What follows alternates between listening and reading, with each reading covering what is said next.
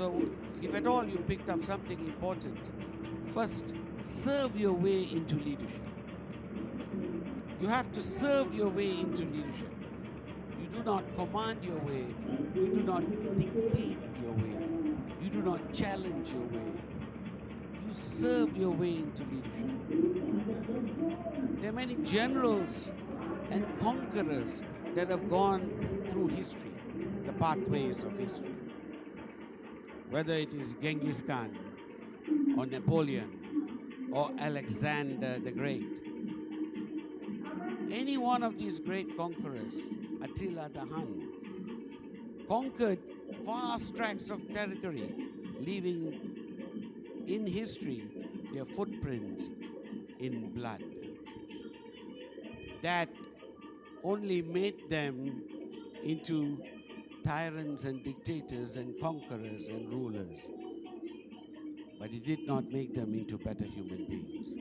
So I never use them when I talk about the icons that you need to preserve in your hearts, in your minds. I keep referring to what I call the M's, because it just happens to be that my icons, my idols, the people that I look up to, all begin with the letter M.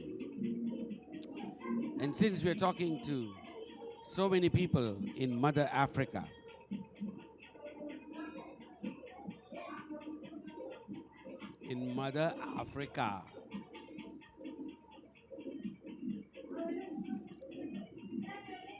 we're talking to so many people in Mother Africa, let me say to you, the first M to me has always been Mandela.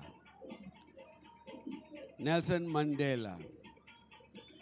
There is also Martin Luther King.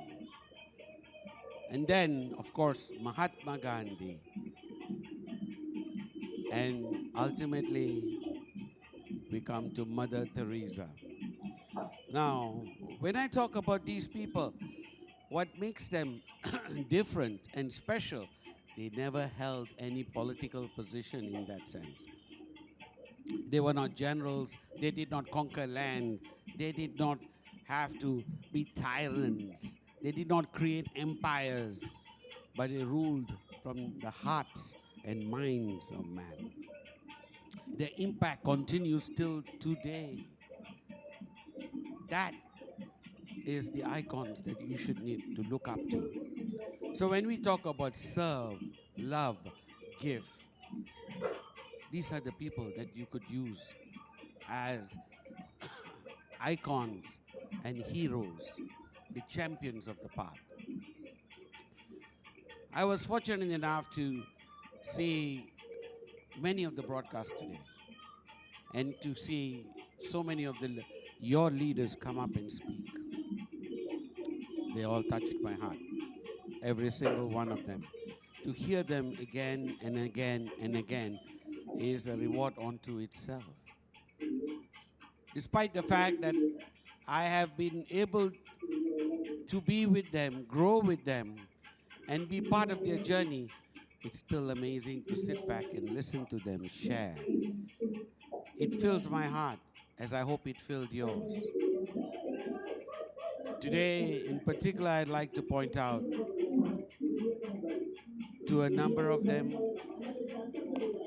One would be, of course, none other than our own V. Padma.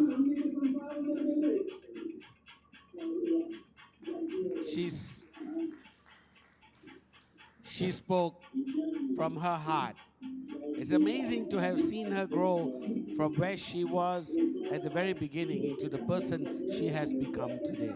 That is by itself such a rewarding thing to see.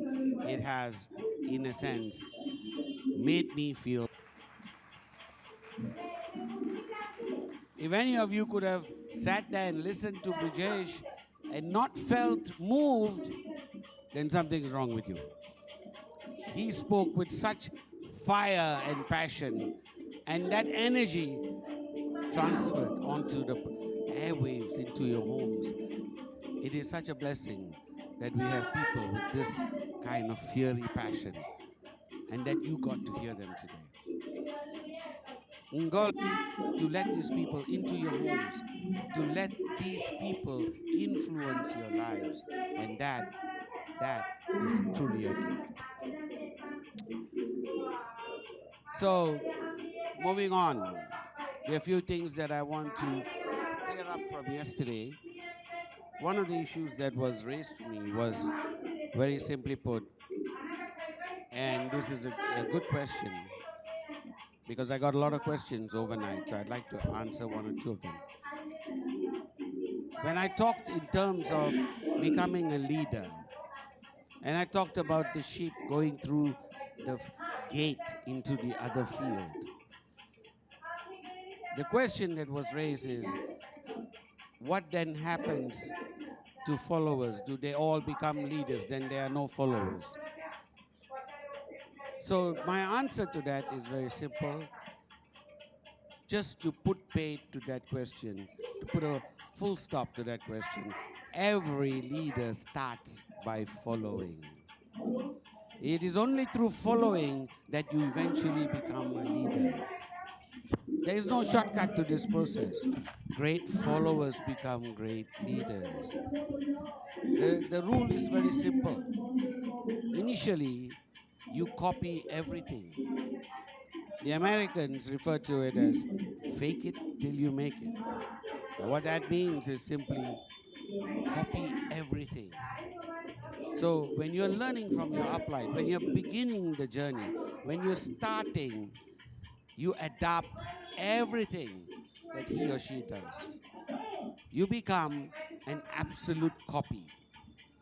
Now, somewhere along the way, you will start to develop your own skills, your own um, integrity. The questions will start coming up, and then you will come into your own. And that process takes a little bit of time. It's not going to happen overnight. So don't try to be a leader on day one. Wherever you may have come from before you joined us, take the path where you work your way through the process of you are a master of whatever you do every single day. So whatever the skill you want to adopt, the only thing that you have to remember, that skill every single day. And when you do it every single day, inevitably, you will become a master. It doesn't have to be an extremely difficult skill. But if you do it every single, that 1% every day, I need to correct this, that 1% every day would mean in 1 year, you become 37.7 times better as a person. By improving just 1% every day, you become 37.7% better in 365 days. That's a tremendous improvement because it is cumulative. So today, you improve by 1%. Tomorrow, you improve by another 1%. But the 1% that you improve upon tomorrow is actually 1% of 101. So cumulatively, you improve at a fantastic rate. And what does that lead to? It leads to you being a master of everything that you do. Then you have the ability to do so much more. So let's take a moment to watch this guy, this little guy, make naan. The dough just keeps on flying at the Bhaskar Indian restaurant. A magic-handed chef sends the disc soaring 20 feet through the air. 28-year-old Satyaraj has been making the dough, which is used for parathas and naans for the past 10 years, and has found a unique method of delivering them to the kitchen. எல்லாருமே பரோட்டாவை தான் விரும்பி சாப்பிடுவாங்க. ஏன்னா பரோட்டா விடுறது style, அந்த பிடிக்கிற catch எல்லாமே விரும்பி சாப்பிடுவாங்க. Satyaraj first beats out the dough, then flattens it before spinning it across the restaurant. It's then caught by co-worker Manikandan, who operates the open oven. Making bread. But if you're good, you're good. And when you're damn good, it looks like magic. So let's take this right now and think about something else. Why does a presentation, as Padman says, presentation, presentation, presentation, why does every presentation be different? Just like this particular person has taken the craft one level higher by mastering it to the point that it has taken on its own flair. He's throwing it across the room. Small thing, big difference. Every presentation is different. The more you master it, the more you put your magic into it, the more you make it different, the more powerful it becomes. And you can and you should master it. Every presentation must be improved all the time. The energy, the fire, the passion is more important than anything else. Now, putting all the details together, and it's important not to forget the details, but putting all the details together is one thing. But making it fly across the room, that's another thing. And that's what he did. He took a simple bread and made it into a worldwide phenomenon. Are you with me? So, mastering is a gift.